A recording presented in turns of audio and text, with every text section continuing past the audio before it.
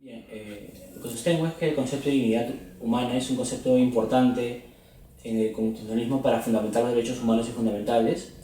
El gran problema con la dignidad humana es que es un concepto polisémico al que se puede atribuir diferentes significados y significados además que permiten llegar a conclusiones diferentes. A partir de la dignidad humana, como cualquiera puede constatar, se pueden defender cosas completamente diferentes e incluso incompatibles entre sí.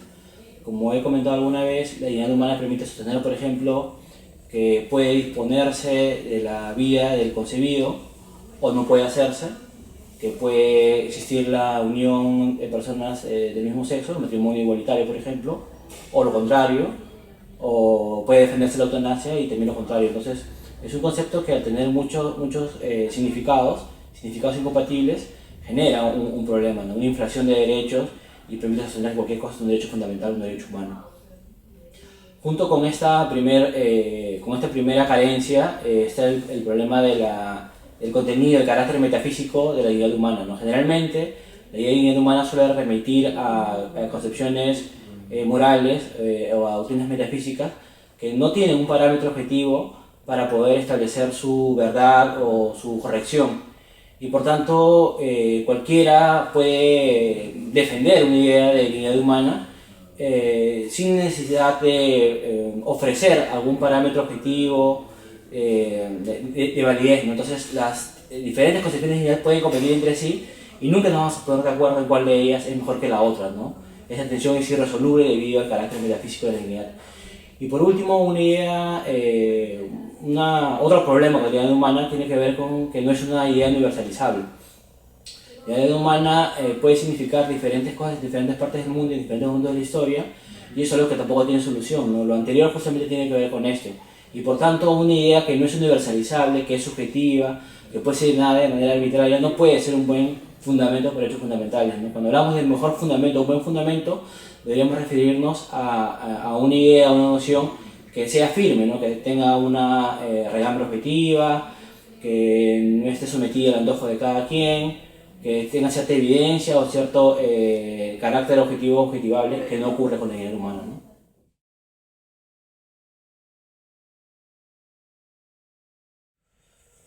Bien, las necesidades básicas tienen algunas características que me permiten afirmar que es una mejor fundamentación para los derechos, ¿no?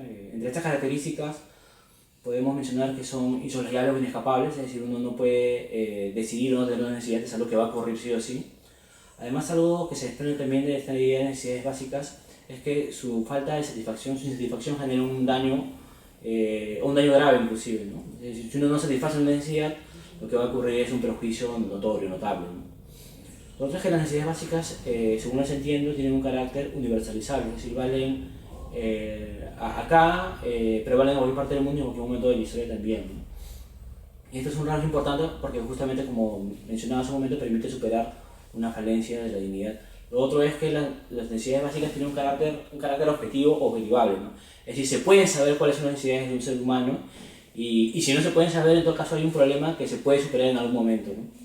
Y lo otro es que las necesidades, al ser cosas de las que uno no puede disponer, también denotan una exigencia moral mayor para ser satisfechas, ¿no? O sea, exigen de manera prioritaria y urgente su satisfacción. Esa sería básicamente la característica de las necesidades básicas.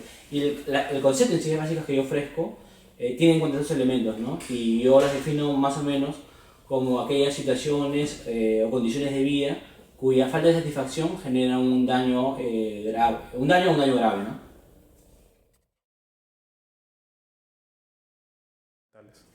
Como habíamos comentado, las principales carencias de la noción de dignidad humana como fundamento tienen que ver con su carácter polisémico, con su carácter metafísico y con su carácter no universalizable, ¿no? Por el contrario, según he explicado, las necesidades básicas sí tienen una base objetiva, ¿no?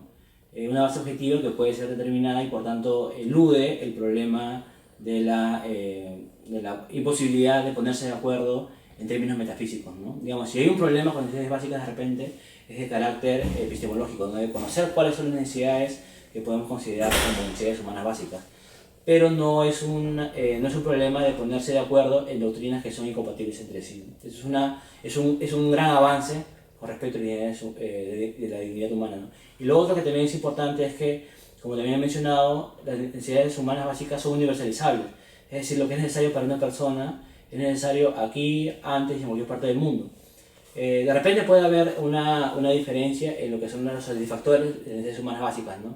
El hambre, la sed, la necesidad de abrigo, pueden ser satisfechas de formas muy distintas entre sí. Pero estas necesidades que he enumerado, que he mencionado, son necesidades universales, ¿no? Son necesidades que no dependen de un contexto, sino que dependen de nuestro propio ser como ser humano, ¿no?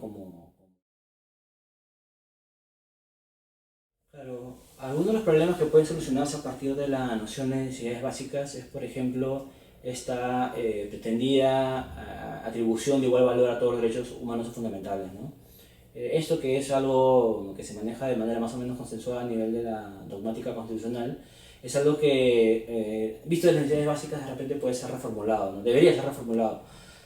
Al ser necesidades, cuestiones más urgentes y cuya falta de satisfacción genera un grave daño, claramente habría un principio de preferencia para la satisfacción de necesidades humanas básicas, lo que tendría repercusiones en la implementación de políticas públicas, en la forma en que se pondrán los derechos, en la mayor urgencia en que unos derechos deben ser atendidos frente a otros, ¿no? Nosotros partimos de una concepción de la prevalencia de libertad y por eso, por ejemplo, el habeas corpus es un proceso más urgente que el amparo que protege los demás derechos. De repente eso podría repensarse y protegerse a través de un proceso más célebre los derechos vinculados con necesidades básicas, por ejemplo, ¿no? Otra cosa que permite superar la idea de necesidades básicas es esta aparente dicotomía que existe entre libertad e igualdad como valores contrapuestos, ¿no? La afirmación, la satisfacción de las necesidades humanas básicas permite generar tanto cotos de igualdad, es decir, si todas las personas tuvieran las necesidades humanas básicas satisfechas, de hecho que habría una igualdad básica más que aceptable, pero además las necesidades básicas también generan oportunidades para realizar proyectos personales, es decir, libertades. Cuando uno satisface las necesidades básicas, al mismo tiempo afirma igualdad y al mismo tiempo afirma libertad, y por tanto esta aparente confrontación entre ambos valores se ve superada en cierta medida, ¿no? Y otro elemento importante, otra distinción importante que se puede superar es la que existe entre autonomía individual y democracia, ¿no? Cuando uno afirma las necesidades básicas, uno está afirmando, como decía hace un momento, la libertad o la autonomía de cada quien. Pero al mismo tiempo afirma también la autonomía colectiva, porque una persona o una comunidad en la que las necesidades básicas estén satisfechas es una comunidad que está apta para tomar mejores decisiones y para pensar mejor la política, lo público y tomar mejores decisiones, ¿no? Cuando una sociedad, por el contrario, tiene muchas carencias, finalmente puede ser con mayor facilidad oprimida, sojuzgada, sometida, o dejar las decisiones colectivas importantes en manos de unos pocos, ¿no? Entonces, las necesidades también permiten esta superación de la aparente contradicción que a veces se suele encontrar entre autonomía personal y autonomía colectiva, ¿no? En la democracia.